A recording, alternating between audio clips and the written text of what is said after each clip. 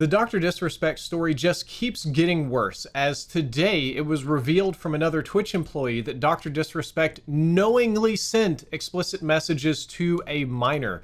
Now, the community has been trying very hard to defend the doc and his Twitch ban and saying maybe it was just talking to this person, maybe the messages weren't explicit, maybe he didn't know they were a minor.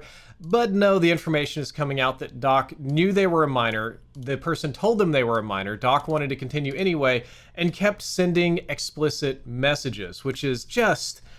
You would think that it can't get worse, but it can. He's been banned from his own game studio, the Midnight Society. They dropped him. Dropped from Turtle Beach. Dropped from the San Francisco 49ers. Here's Dr. Disrespect on a date about 5 or 6 years ago at TwitchCon. So it's just absolutely wild. It just seems like this rabbit hole has no end, and somebody that we once thought of positively as a wholesome force in the community was actually a predator the whole time. And something I think I'm going to do a full-on YouTube video about is what's crazy about this is that Twitch knew, right? Twitch literally knew about this, and they decided to cover it up with an NDA and make everybody sign on board and promise not to say anything and hush hush and don't hurt our revenue streams. And then some of the Twitch employees came out and said it wasn't just Doc, but lots of other streamers. A whole plethora of them were doing similar or worse things, and Twitch consistently acted in their own best interest to cover that up, or at least to minimize the damage that it could do to their revenue flows. And look what's happening now. I wonder how many other streamers out there Twitch has been protecting from either this flavor of crime or God only knows what others. I just... oh, God. At least YouTube had the forthrightness to take away memberships and probably ban the doc. I think the doc is about to get banned on YouTube, but Twitch doesn't care. Twitch wants those streamer dollars to flow. I love new technology, but some ideas are just... just absolutely ridiculous. Like this 310-mile automated cargo conveyor belt that will replace 2,500 trucks. I'm going to open this image in a new tab, and we are going to zoom in here so that you can see more clearly. They're not talking about train tracks in this AI-generated monstrosity of an image. They're actually talking about a genuine conveyor belt where shipping containers roll across the top of it for 300 miles. Okay, so let's talk about what's going on here and why, and then we'll make jokes about dead birds getting stuck in the rollers and nobody getting anything from Amazon. So the Japanese government is planning to connect major cities with automated zero-emissions logistics links that can quietly and efficiently shift millions of tons of cargo. I don't know if there's a way for that to actually be zero emissions. It has to have some sort of power.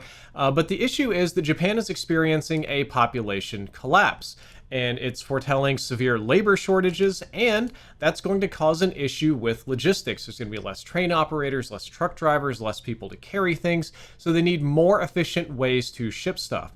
So they wanted to make this link between Tokyo and Osaka and replace about 25,000 trucks on the road, which would be about 25,000 drivers.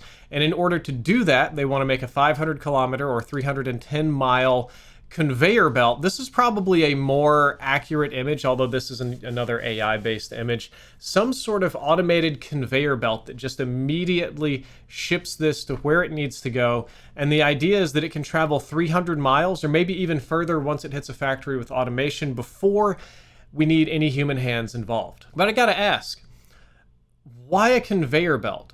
Don't we have a similar technology already called a train that runs on tracks? And the tracks, for the most part, are not moving parts. They're just flat beams of metal that lay on the ground. You're looking at billions, maybe trillions of individual little rollers to do something like this that will rust, that will get mud stuck in them, that will have crates leak on them, that birds will land on and get crushed and die and gum up, and animals will get stuck in, and children will get their legs stuck in them. And just there's so many problems with rolling conveyor belts in the wild outdoor environment over hundreds of miles. I cannot believe that this is getting the $23 billion of funding that it needs. Actually, it's got to cost more than $23 billion. This is just one of the worst engineering ideas I've seen in a very long time.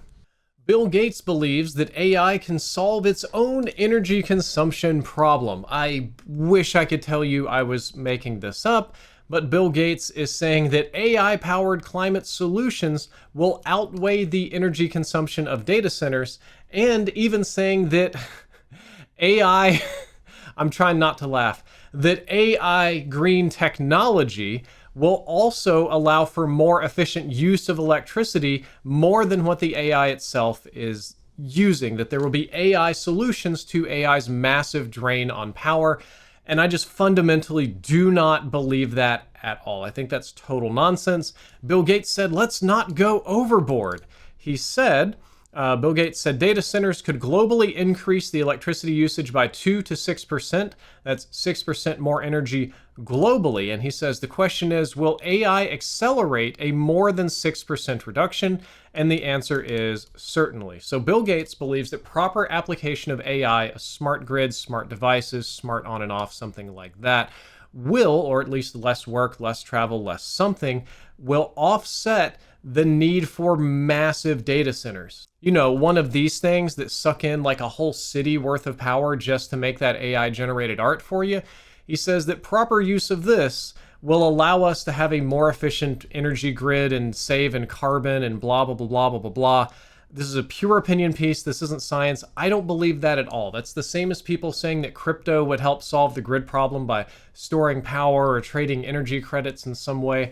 And I believe that AI, like almost every machine, you get less out of it than you put into it. If we put a ton of power into it, it's unlikely to generate a solution that would require less power than what we use to power the AI just on a fundamental. It's like a thermodynamic principle. I'm applying it a little bit metaphysically here, to be honest with you. But I think this is a joke. I think this is short-sighted and stupid. And I do not think that building bajillions of data centers and increasing the global demand for power is actually going to lower that power because AI is so smart and so good. If you thought the presidential debates were embarrassing, you should see what the Supreme Court just did.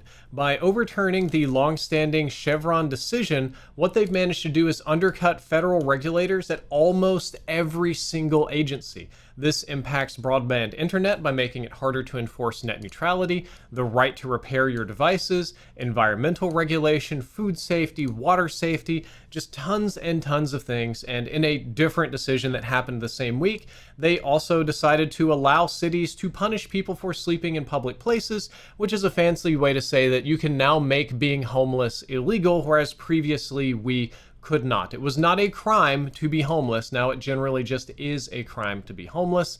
And the short version, which we're going to do the short and then we'll do the long, the short version of this is the Chevron decision allowed federal regulators to sort of make their own decisions when things were ambiguous, but SCOTUS is filled with federalist judges that are letter of the law, that are fundamentalist, not spirit of the law type people, so that now anytime there's something not specifically carved out by the law itself in Congress, regardless of how old that is, it's pretty much unregulated. And the Supreme Court says if you want regulations, you should go to Congress. And I would ask, have you seen our Congress lately? They can't even agree to behave with each other. They're like trying to get into fistfights on the floor of the House.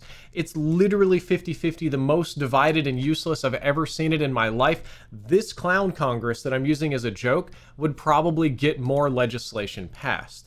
So let's try to explain what in the world is going on here. The Chevron deference is a long-standing doctrine in which courts defer to federal agencies when there are disputes over ambiguous language in legislation passed by Congress.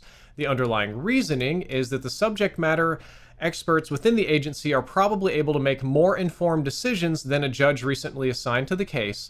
And on top of that, when you're talking about Congress, you pass a law in, say, 1985, it might not be super relevant now, especially in emerging technological industries. So every single step and procedure and type of regulation can't possibly be spelled out under a law drafted by clowns decades ago. So without this decision, a lot of federal agencies are not able to basically regulate. They're not able to levy fines. They're not able to interpret law. They're not able to make recommendations. And this affects basically every single three-letter agency. Some of the ones you might hate, some of the ones I promise you that you want, like the FDA that makes sure that your food is safe. Well, they're going to have a harder time regulating and enforcing policy now because the Supreme Court just did away with all of that. Now, the businesses love this. They're going to be able to maximize their profits. They're not going to be regulated. They're going to be able to pollute more, to sell worse goods, to kind of do whatever they want in terms of labor practices. And all of us are going to lose.